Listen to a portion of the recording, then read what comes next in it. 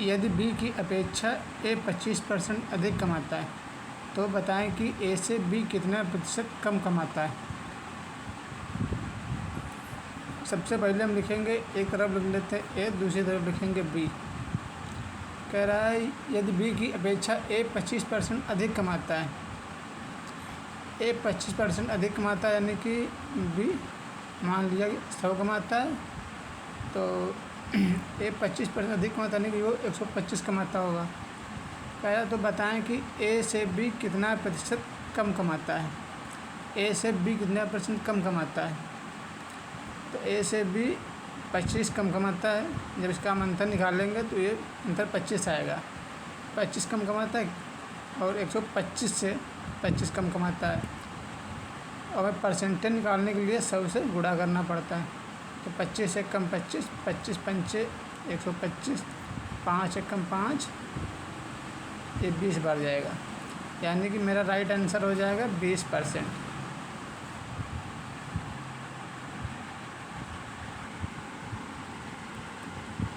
ये रहा मेरा दूसरा प्रश्न। यदि ए 5% आय बी की 5% आय के बराबर है तथा बी की 10% आय सी की 20% आय के बराबर है, यदि सी की आय 2000 रुपये है तो ए बी तथा सी की कुल आय पूछ रहा है। तो सबसे पहले हम लिखेंगे ए का मतलब होता है गुणा, ए का 5% कह रहा है,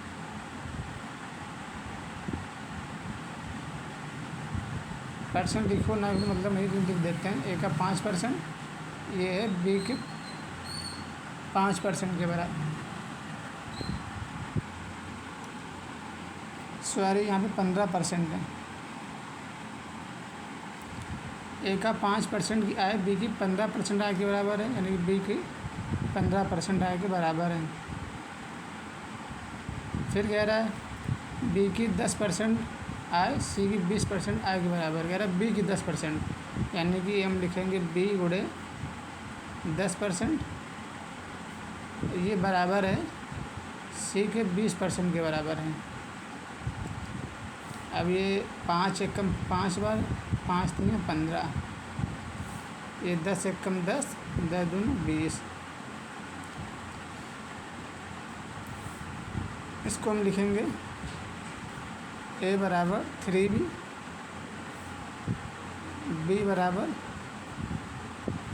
2c। अब इसमें लिखा गया है यदि सी की आय 2000 रुपया है, अगर हम सी के स्थान पर लिख रहे हैं 2000 लिखेंगे तो ये हमारा हो जाएगा बी बराबर हो जाएगा 2 गुणे 2000, यानी कि मेरा बी का मान आ जाएगा 4000। बी का मान आ गया 4000। अब हम इसी 4000 को यहाँ भी लिखते हैं,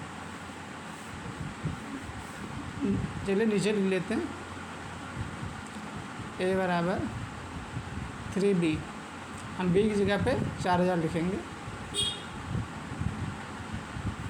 मेरा ए का मान निकल के आ जाएगा 12000।